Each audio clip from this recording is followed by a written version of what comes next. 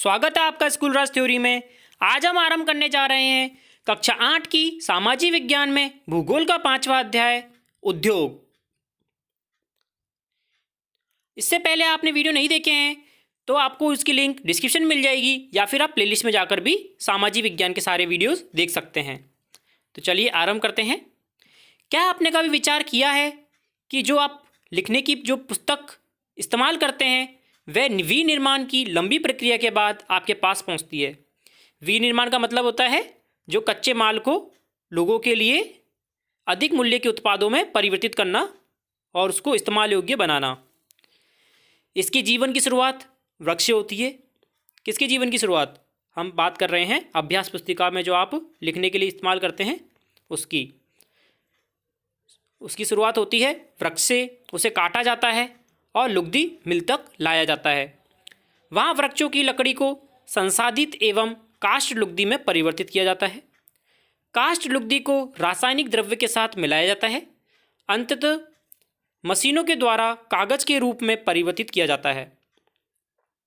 यह कागज प्रेस में जाता है जहाँ रसायनों से निर्मित स्याही का इस्तेमाल पृष्ठों पर रेखाएं छापने के लिए किया जाता है और इसके उपरांत पृष्ठों को अभ्यास पुस्तिका के रूप में बांध कर एवं पैक करके बिक्री के लिए बाजार में भेज दिया जाता है। अंत में वह आपके हाथ में पहुंचती है। ये पूरी प्रक्रिया क्या कहलाती है? विनिर्माण। जहाँ पे हमने यात्रा आरंभ किससे की? वृक्ष से। और हमें क्या मिला? कागज, जिसमें हम लिखते हैं। द्वितीय क्रियाकलाप या फिर विनिर्माण में कच्चे माल को लोगों के लिए अधिक मूल्य के उत्पादों के रूप में परिवर्तित किया जाता है। जैसा कि हमने देखा कि लुगदी कागज के रूप में और कागज अभ्यास पुस्तिका के रूप में, यह विनिर्माण प्रक्रिया के 2 चरणों को परिदर्शित करती है। आगे देखते हैं। उद्योग का संबंध आर्थिक गतिविधि से है जो वस्तुओं के उत्पादन, खनिजों के निष्कर्षण अथवा सेवाओं की व्यवस्था से संबंधित है। जो उद्योग है उसका संबंध आर्थिक गतिविधि से कैसे है?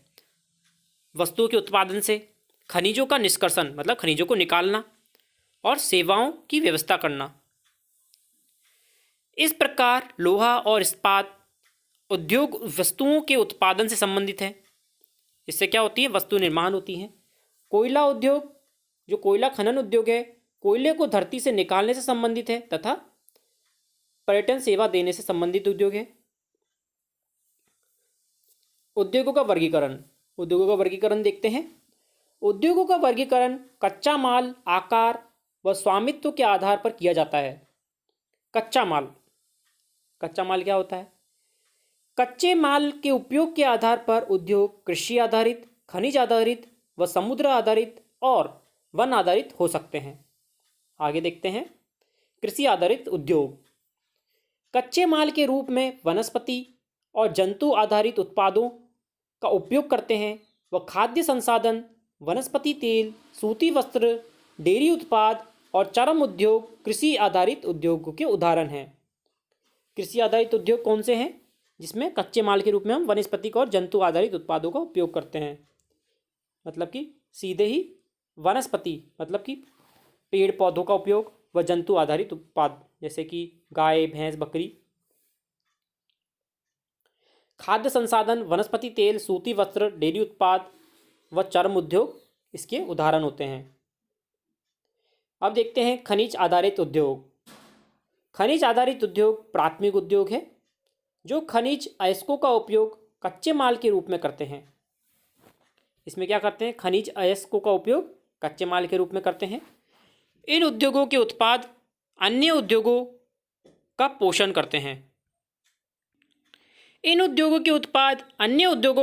करते हैं। अयस्क के निर्मित लोहा खनिज आधारित उद्योग का उत्पाद करते हैं। यह कई अन्य उत्पाद के विनिर्माण के लिए कच्चे माल के रूप में प्रयुक्त किया जाता है, जैसे भारी मशीनों, भवन निर्माण सामग्री, रेल के डिब्बे बनाने इत्यादि। जो अयस्क है जो कि लोहा खनिज है उसका हम उपयोग विनिर्माण में करते हैं। किसके लिए करते हैं? भारी मशीनों के लिए, भवन निर्माण में व रेल के डिब्बों में। समुद्र आधारित उद्योग सागरों और महासागरों से प्राप्त उत्पाद का उपयोग कच्चे माल के रूप में करते हैं। समुद्री खाद्य प्रसंस्करण उद्योग और मत्स्य तेल निर्माण इसके कुछ उदाहरण हैं। मत्स्य तेल, मछली का तेल होता है, वह कैसा होता है? समुद्र आधारित उद्योग है। वन आधारित उद्योग, वनों से प्राप्त उत्पाद का उपयोग कच्चे माल के रूप में करते हैं, जैसे कि लुगदी एवं कागज। औषध रसायन, जो दवाइयों का रसायन होता है। फर्नीचर और भवन निर्माण वनों से संबंधित उद्योग है। अब आकार के आधार पर देखते हैं। उद्योग के आकार का तात्पर्य निवेश की गई पूंजी की राशि है, मतलब हमने कितना पैसा उसमें लगाया है उद्योग में, उसके आधार पर इसका वर्गीकरण किया जाता है। नियोजित लोगों की संख्या और उत्पादन की मात्रा से है। आकार के आधार पर उद्योगों को दो भागों में बांटा जा सकता है, लघु आकार के उद्योग व बृहत आकार के उद्योग। लघु मतलब छोटे आकार के, बृहत मतलब बहुत बड़े। कुटीर या घरेलू उद्योग छोटे पैमाने के उद्योग हैं। छोटे होते हैं कुटीर व घरेलू उद्योग, जिसमें दस्तकारों के द्वारा उत्पादों का निर्माण हाथों से होता है, जैसे कि टोकरी बुनाई, मिट्टी के बर्तन बनाना व अन्य हस्तनिर्मित वस्तुएं कुटीर उद्योगों के उदाहरण होती हैं, हाथ से बनी वस्तुएं। बड़े पैमाने के उद्योग जो बड़ी मात्रा में वस्तुओं का उत्पादन करते हैं, उनकी तुलना में छोटे पैमाने के उद्योग कम पूंजी एवं प्रौद्योगिक का उपयोग करते हैं, मतलब कि मशीनों का उपयोग करते हैं। बड़े पैमाने के उद्योगों में पूंजी का निवेश अधिक होता है, मतलब पैसे ज़्यादा लगाए जाते हैं, और प्रयुक्त औद्योगिक उच्च स्तरीय होती है, मतलब कि प्रौद्योगिकी मतलब कि मशीनी उपकरण और टेक्नोलॉजी जो यूज़ में लिए उन्होंने, वो काफ़ी उच्च स्तरीय, काफ़ी बड़े पैमाने पे की जाती है। रेशम बुनाई और खाद्य प्रक्रम उद्योग लघु पैमाने पे होते हैं, और ऑटोमोबाइल और भारी मशीनों का उत्पादन बड़े पैमाने पे होता है। स्वामित्व के आधार पर देखते हैं। स्वामित्व के आधार पर उद्योगों को निजी क्षेत्र, राज्य स्वामित्व एवं सार्वजनिक क्षेत्र, संयुक्त क्षेत्र और सहकारी क्षेत्र में वर्गीकृत किया जाता है।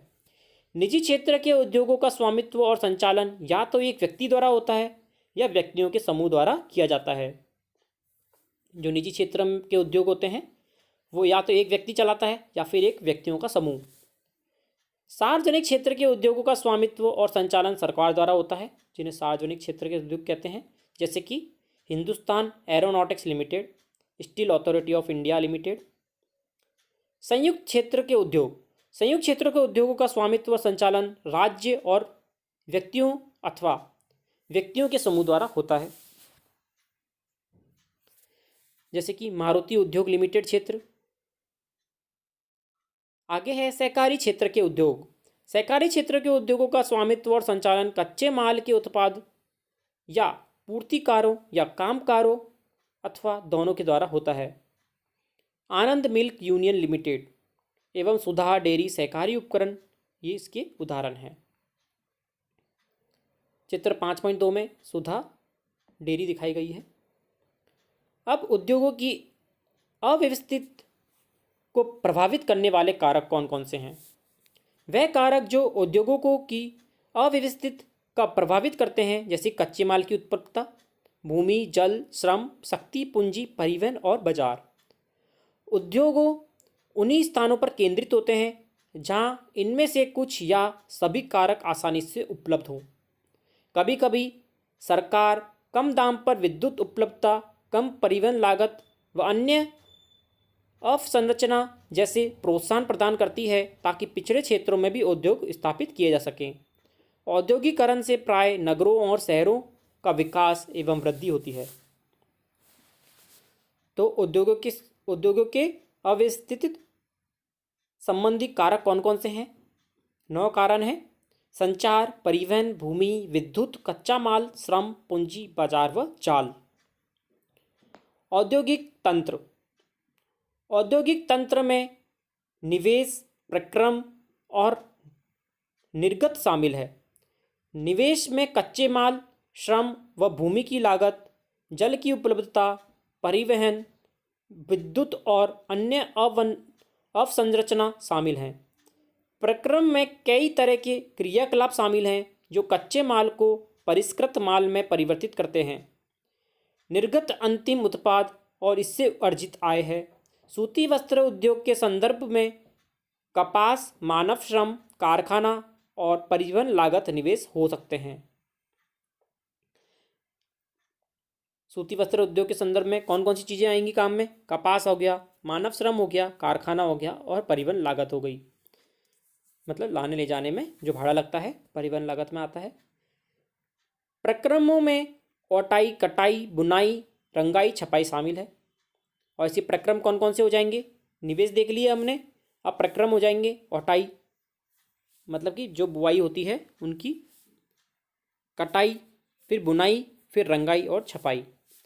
कमीज जिसे आप पहनते हैं वह उत्पादन हो गया। हमने प्रक्रम किसका देखा है? सूती वस्त्र उद्योग का। पहले हमने क्या किया? निवेश किया, फिर हमने उनके प्रक्रम को देखा जिसमें कौन कौन से प्रक्रम, कौन कौन सी विधियां शामिल हैं, ओटाई, कटाई, बुनाई, रंगाई, छपाई। फिर हमने उत्पाद देखा, उत्पाद कौन सा मिला हमें? कमीज। औद्योगिक प्रदेश।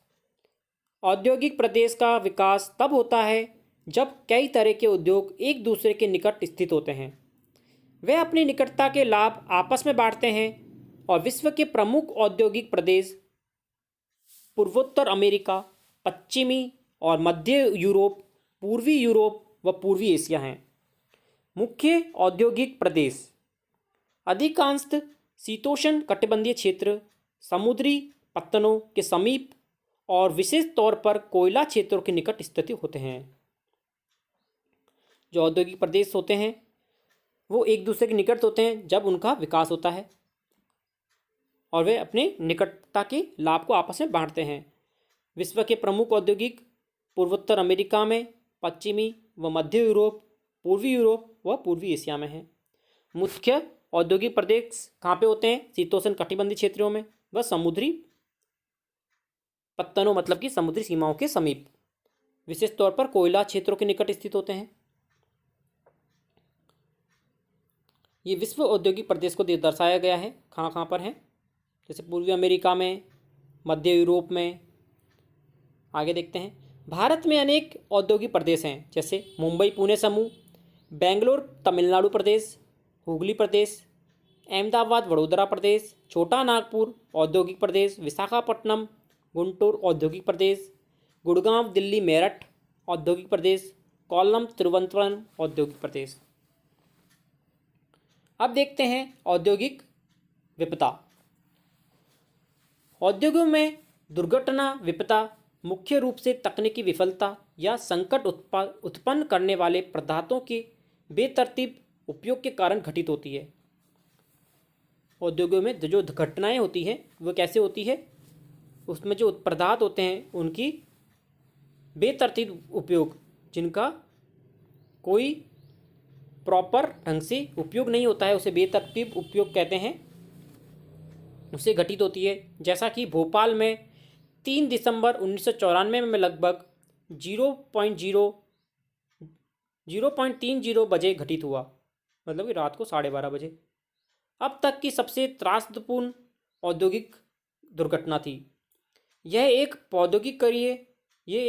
प्रौद्योगिकीय दुर्घटना थी जिसमें यूनियन कार्बाइड के कीटनाशी कारखाने से हाइड्रोजन साइनाइड तथा प्रतिक्रियाशील उत्पादों के साथ साथ अत्यंत विषैली गैस मिथाइल आइसोसाइनाइड, जिसको हम MIC गैस का रिसाव हुआ। 1989 में सरकारी सूचना के अनुसार 35,598 व्यक्तियों की मृत्यु हो गई। हजारों लोग बच गए जो आज भी एक या अधिक बीमारी जैसे अंधापन, प्रतिरक्षा तंत्र विकृति व अंतराशोथ विकृतियों आदि से पीड़ित हैं।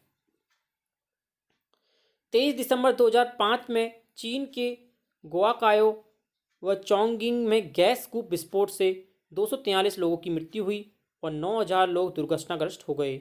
इन स्थानों से 64,000 लोगों को विस्थापित किया गया और कई लोग विस्फोट के बाद भी न भाग सकने के कारण मारे गए। वह जो समय पर भाग गए उनकी आंख, त्वचा व फेफड़े गैस से क्षतिग्रस्त हो गए। जोखिम कम करने का उपाय कौन कौन से होते हैं? घने बसे आवासीय क्षेत्रों को क्षेत्रों से अलग बहुत दूर होना चाहिए।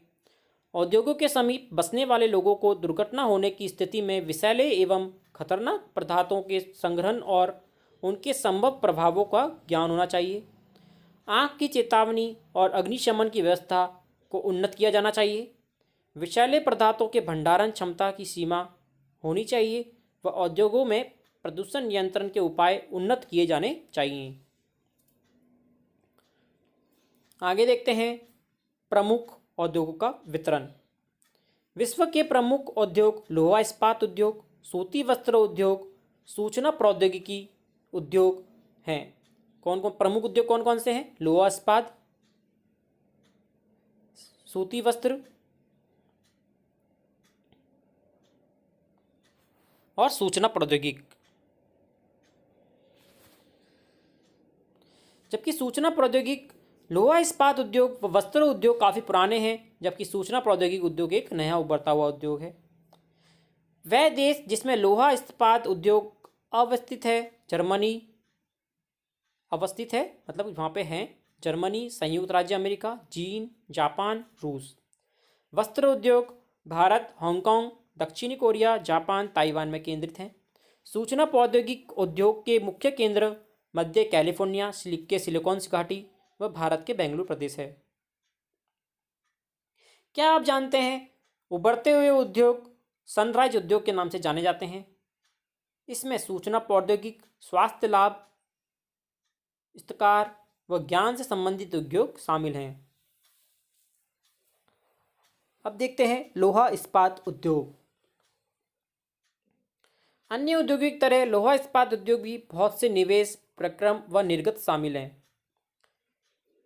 यह एक पोषक उद्योग है जिसके उत्पाद अन्य उद्योगों के लिए कच्चे माल के रूप में प्रयुक्त होते हैं। उद्योग के लिए निवेश में श्रम, पूंजी और स्थान व अन्य अवसंरचना के साथ साथ लोहा, अयस्क, कोयला, चूना पत्थर कच्चे माल के रूप में सम्मिलित होते हैं। जो लोहा इस्पात उद्योग होता है उसमें कच्चा माल कौन कौन सा लगता है? लोहा, अयस्क, कोयला व चूना पत्थर। लोहा अयस्क के इस्पात निर्माण की प्रक्रिया के कई चरण शामिल हैं। कच्चे माल को झोंका भट्टी में रखा जाता है जहां यह प्रगलित होता है, मतलब कि उसे चलाया जाता है। इसके बाद परिशोधित होता है, प्राप्त उत्पाद इस्पात होता है और अन्य उद्योगों के में कच्चे माल के रूप में प्रयुक्त किया जाता है। प्रगलन क्या होता है देखते हैं। ये एक ऐसी प्रक्रिया है जिसमें धातुओं को अनेक अयस्कों द्वारा गलनांक बिंदु से अधिक ताप कर निष्कासित किया जाता है, मतलब कि निकाला जाता है। इस्पात कड़ा होता है, मतलब कठोर होता है और इसे आसानी से काटा और आकार दिया जा सकता है अथवा इससे तार बनाए जा सकते हैं। एल्यूमिनियम, निकल, तांबा जैसी अन्य धातुओं को थोड़ी थोड़ी मात्रा में इस्पात में मिलाकर इसकी मिश्र धातुएं बनाई जाती हैं।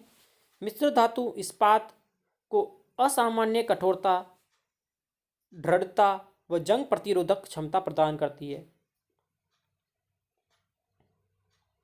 1 टन इस्पात कैसे बना? 8 टन कोयला लगा, 4 टन अयस्क और 1 टन चूना पत्थर, उससे 1 टन इस्पात बना।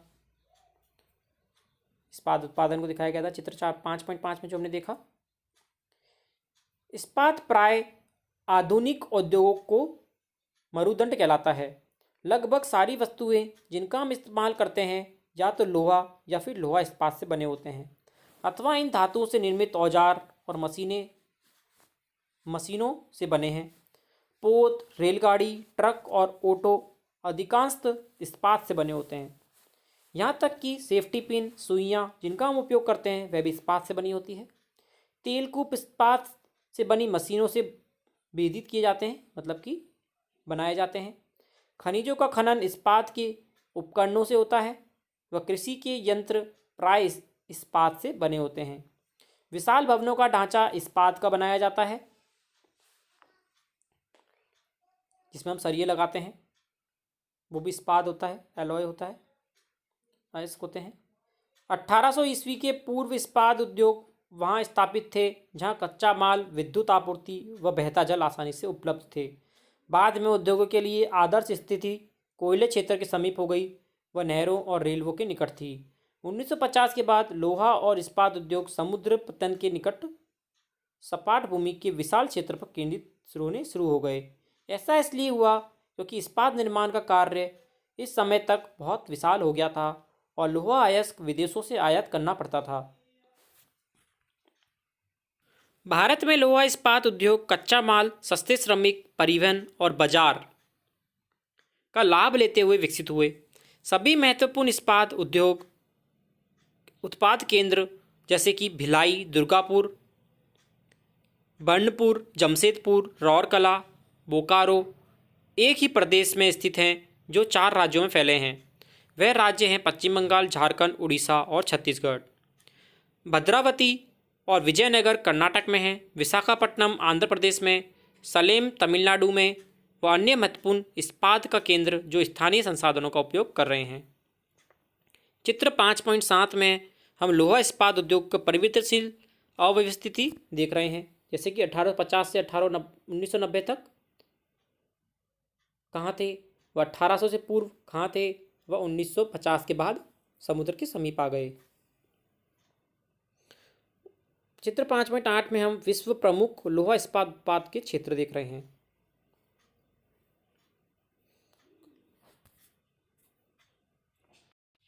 जमशेदपुर 1947 से पूर्व भारत में केवल एक इस्पात का कारखाना था, Tata iron and steel company limited, जिसको टिस्को के नाम से जाना जाता था। यह निजी स्वामित्व में था, मतलब कि निजी हाथों में था। स्वतंत्रता के पश्चात सरकार ने यह कार्य अपने हाथों में ले लिया। बहुत से लोहा इस्पात संयंत्र स्थापित किए। झारखंड में स्वर्णरेखा और खरकई नदियों के संगम के समीप साकची में सन 1907 में टिस्को की शुरुआत की गई थी। टिस्को क्या था? Tata iron and steel company limited.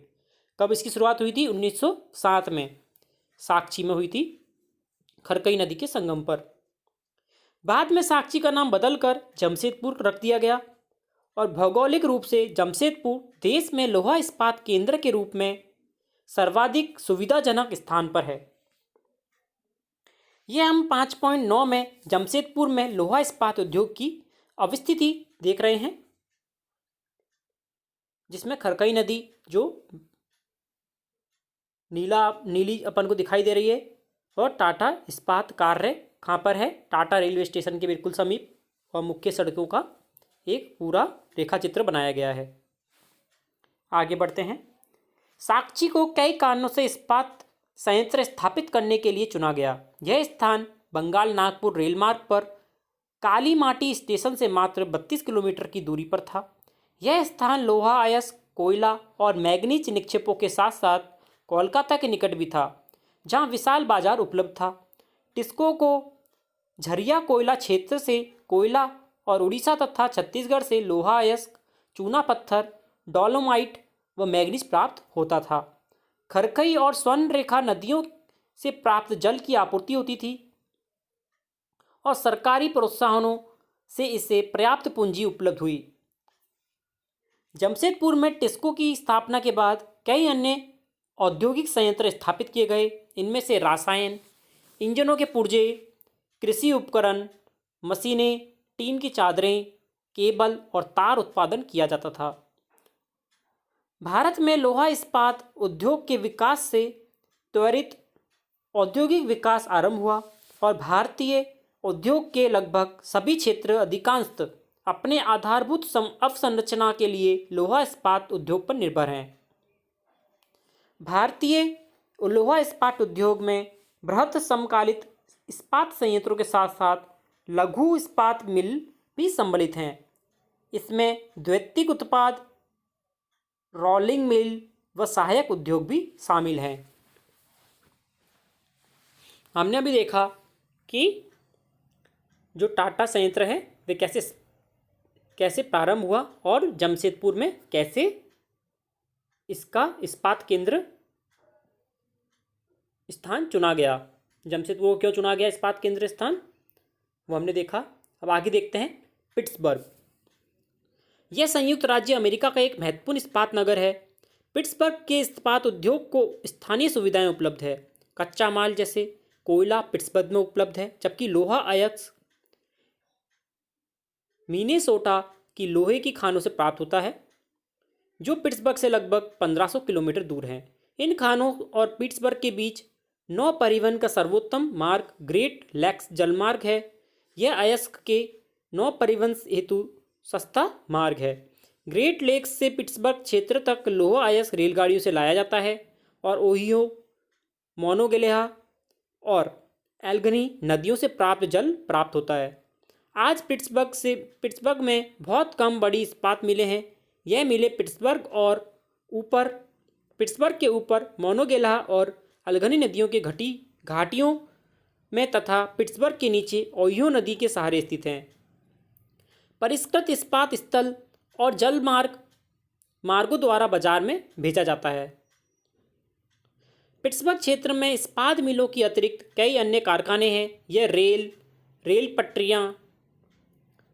Rail पटरी उपकरण, भारी मशीनों के उत्पादन में इस्पात का प्रयोग कच्चे माल के रूप में किया जाता है। क्या आप जानते हैं ग्रेट लेक्स का नाम सुपीरियर, हॉर्नियन, ओंटारियो, मिशिगन और ईरी है। इन पांचों झीलों से सुपीरियर झील सबसे बड़ी है, जो अन्यों की तुलना में उच्च ऊर्ध्व प्रवाह पर स्थित है। अब हम बढ़ते हैं सूती वस्त्र उद्योग की तरफ। धागे से कपड़े की बुनाई एक प्राचीन कला है। कपास, ऊन, सिल्क, जूट, पटसन का उपयोग कर वस्त्र निर्माण किया जाता है। उपयोग में लाए गए कच्चे माल के आधार पर वस्त्र उद्योग का वर्गीकरण किया जाता है। रेशे वस्त्र उद्योग के कच्चे माल हैं। रेशे प्राकृतिक या मानव निर्मित हो सकते हैं।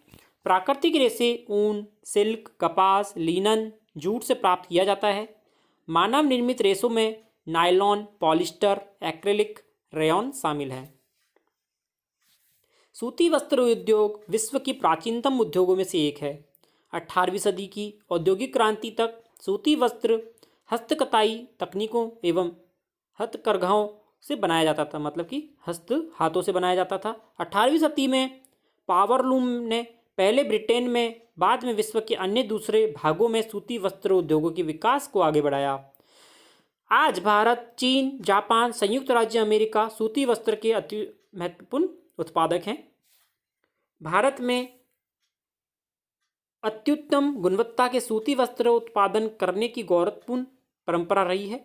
ब्रिटिश शासन से पूर्व हाथ से कते और हाथ से बुने हुए वस्त्रों का एक विस्तृत भारतीय बाजार था। ढाका का मलमल, मसूलीपट्टनम की छींट, कालीकट के कैलिको तथा बुरहानपुर, सूरत व वडोदरा के सुनहरी जरी के काम वाले सूती वस्त्र गुणवत्ता और डिजाइनों के लिए विश्वविख्यात थे। शब्द उत्पत्ति देखते हैं। शब्द टेक्सटाइल लैटिन के टेक्सिएरे से व्युत्पन्न किया गया है, जिसका अर्थ होता है बुनना।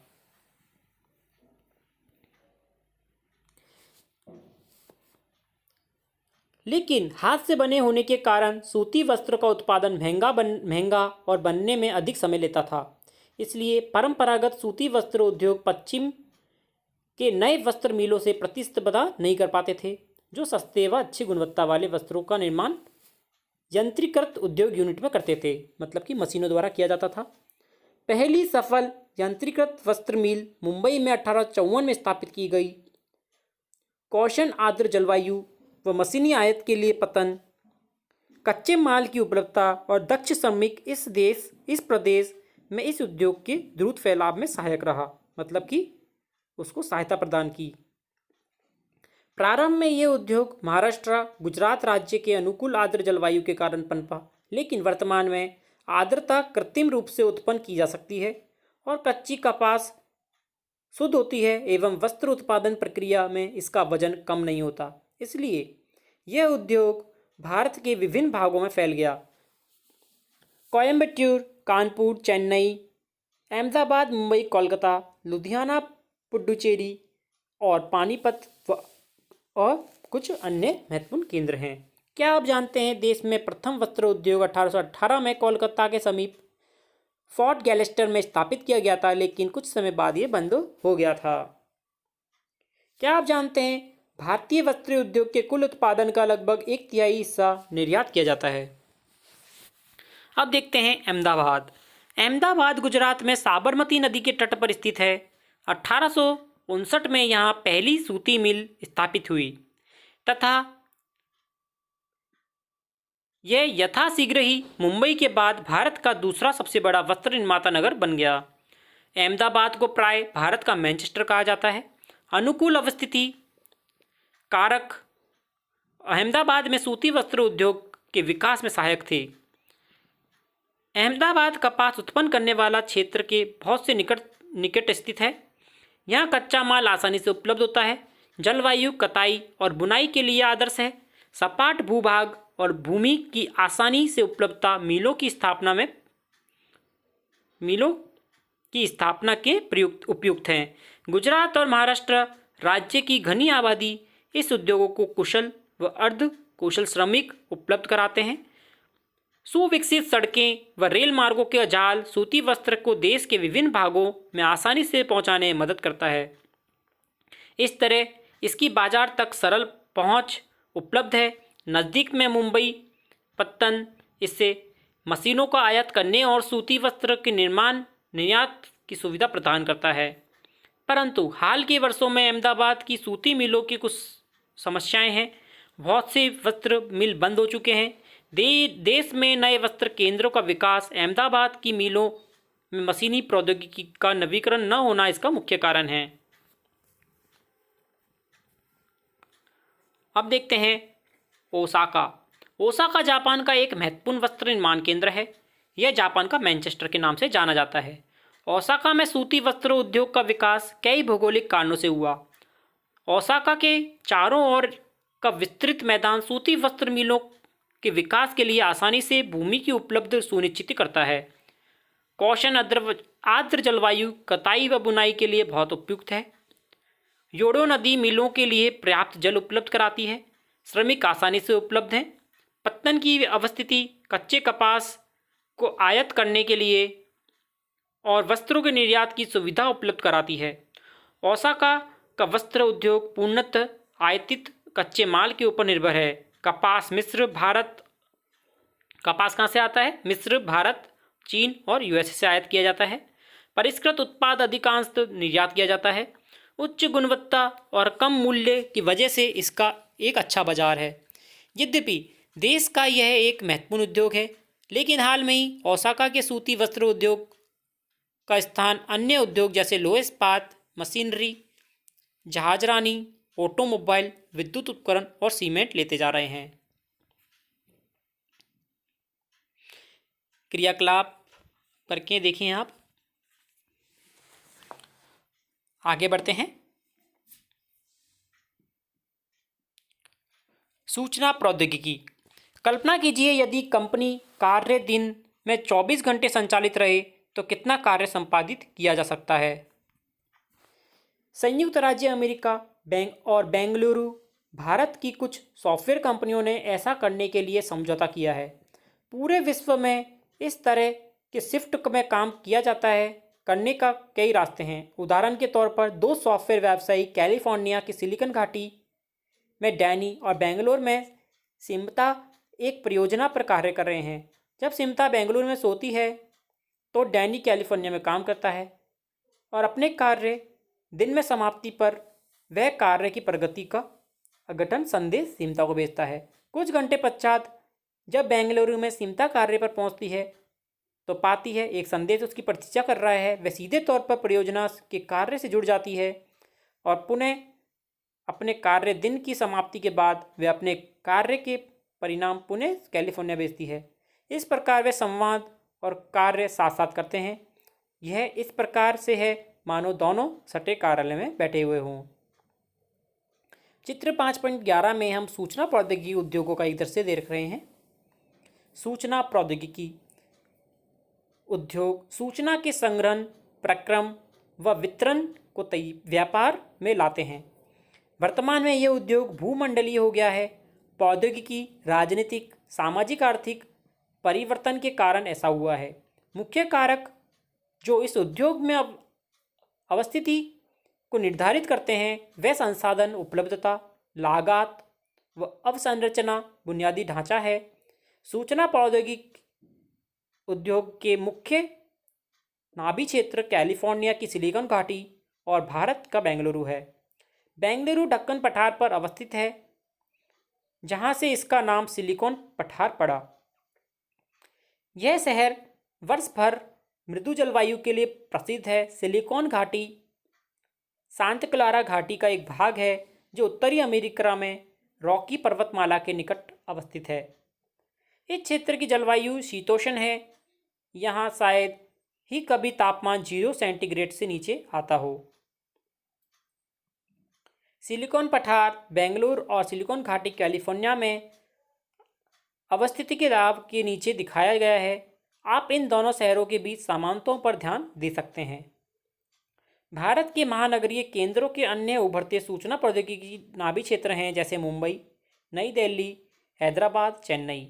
अन्य संस्थान जैसे गुड़गांव, पुणे, त्रिवंतपुरम, कोची, चंडीगढ़ सूचना प्रौद्योगिकी के लिए उद्योग के महत्वपूर्ण केंद्र हैं।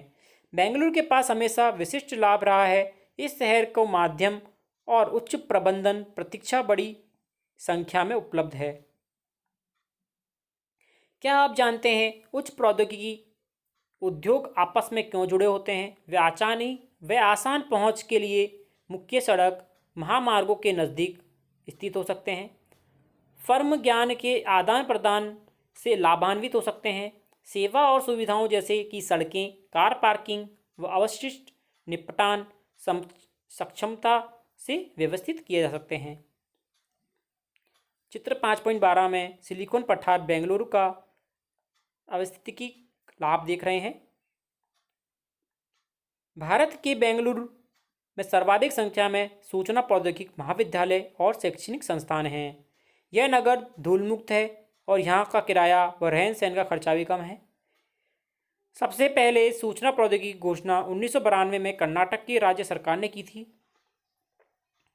इस शहर में कार्य अनुभव वाले कुशल प्रबंधक सर्वाधिक उपलब्ध हैं। आगे 5.13 में सिलिकॉन घाटी कैलिफोर्निया का अवस्थिति के लाभ कौन कौन से हैं? विश्व में सबसे अधिक उन्नत वैज्ञानिक व प्रौद्योगिक केंद्रों के समीप है। सुहावनी जलवायु, आकर्षक व स्वच्छ वातावरण व पर्यावरण है। भविष्य में विकास और विस्तार के लिए पर्याप्त संस्थान है। मुख्य सड़क व हवाई पत्तन के समीप स्थित है। बाजार और निपुण कार्यबल तक अच्छी पहुंच है। रुचिकर तथ्य देखते हैं। बेंगलुरु होना का तात्पर्य है बेंगलुरु शहर के में अपनी नौकरी दूसरे के लिए छोड़ देना। कुछ वर्ष पहले संयुक्त राज्य अमेरिका से अनेक सूचना प्रौद्योगिकी नौकरी भारत जैसे देशों की भ्रमस्रोती हो गई, जहां कम वेतन पर उसी सक्षमता का निपुण श्रमिक उपलब्ध था। आगे देखेंगे हम प्रश्नोत्तर। निम्नलिखित प्रश्नों के उत्तर दीजिए। प्रश्न नंबर 1 है, उद्योग शब्द से क्या तात्पर्य है? उद्योग का संबंध आर्थिक गतिविधि से है जो कि वस्तुओं के उत्पादन, खनिजों के निष्कर्षण अथवा सेवाओं की व्यवस्था से संबंधित है। प्रश्न नंबर 2 है, वे कौन से मुख्य तथ्य हैं जो उद्योग की अवस्थिति को प्रभावित करता है? कच्चे माल की उपलब्धता, भूमि, जल, श्रम, शक्ति, पूंजी, परिवहन और बाजार, ये सभी मुख्य तथ्य हैं जो उद्योग की अवस्थितता को प्रभावित करते हैं। प्रश्न नंबर 3 है, कौन सा उद्योग प्राय आधुनिक उद्योग का मरुदंड कहा जाता है और क्यों? इस्पात उद्योग प्राय आधुनिक उद्योग का मरुदंड कहा जाता है। इस्पात उद्योग के उत्पाद अन्य कई उद्योगों के लिए कच्चे माल के रूप में प्रयुक्त होते हैं, इसलिए इस्पात उद्योग को प्राय आधुनिक उद्योग का मारुदंड कहा जाता है। प्रश्न नंबर 4 है, कपास उद्योग मुंबई में तेजी से क्यों विकसित हुआ? कोशन आर्द्र जलवायु, मशीन आयात के लिए पतन, कच्चे माल की उपलब्धता, इन सभी कारणों की वजह से कपास उद्योग मुंबई में तेजी से विकसित हुआ। प्रश्न नंबर 5 है, बेंगलुरु और कैलिफोर्निया में सूचना प्रौद्योगिकी के बीच क्या समानताएं हैं? सर्वाधिक संख्या में सूचना प्रौद्योगिकी महाविद्यालय व शैक्षणिक संस्थान हैं। सुहावनी आकर्षक जलवायु तथा स्वच्छ पर्यावरण है। अच्छी परिवहन सुविधाएं उपलब्ध हैं। निपुण व अनुभवी कार्यबल उपलब्ध है और पूंजी आसानी से उपलब्ध है। सही उत्तर पर चिन्हित करें। पहला है सिलिकॉन घाटी अवस्थिति है। सिलिकॉन घाटी कहाँ पर है वह हमें बताना है। पहले का उत्तर हो जाएगा कैलिफोर्निया। अगला है कौन सा उद्योग सनराइज उद्योग के नाम से जाना जाता है? सनराइज उद्योग के नाम से सूचना प्रौद्योगिकी जाना जाता है, तो इसका उत्तर हो जाएगा सूचना प्रौद्योगिकी। अगला प्रश्न है निम्न में से कौन सा प्राकृतिक रेशा है? इसका उत्तर हो जाएगा जूट। अब हमें अंतर स्पष्ट करना है कृषि आधारित व खनिज आधारित उद्योगों में। कृषि आधारित उद्योग देखते हैं। कृषि आधारित उद्योग में कच्चे माल के रूप में वनस्पति और जंतु आधारित उत्पादों का उपयोग करते हैं। जैसे खाद्य संसाधन, वनस्पति तेल, सूती वस्त्र, डेयरी उत्पाद, चर्म उद्योग कृषि आधारित उद्योग के उदाहरण हैं। अब देखते हैं खनिज आधारित उद्योग। खनिज आधारित उद्योग प्राथमिक उद्योग हैं जो खनिज अयस्कों का उपयोग कच्चे माल के रूप में करते हैं। वह अयस्क से निर्मित लोहा खनिज आधारित उद्योग का उत्पाद है। यह रेल के डिब्बे बनाने जैसे अन्य काम में कच्चे माल की तरह इस्तेमाल करते हैं। अगला अंतर है सार्वजनिक क्षेत्र और संयुक्त क्षेत्र के उद्योग।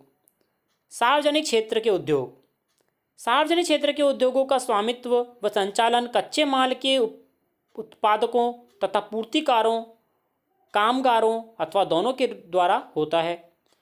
आनंद मिल्क यूनियन लिमिटेड या फिर सुधा डेयरी सार्वजनिक क्षेत्र के उत्तम उदाहरण हैं। अब देखते हैं संयुक्त क्षेत्र उद्योग।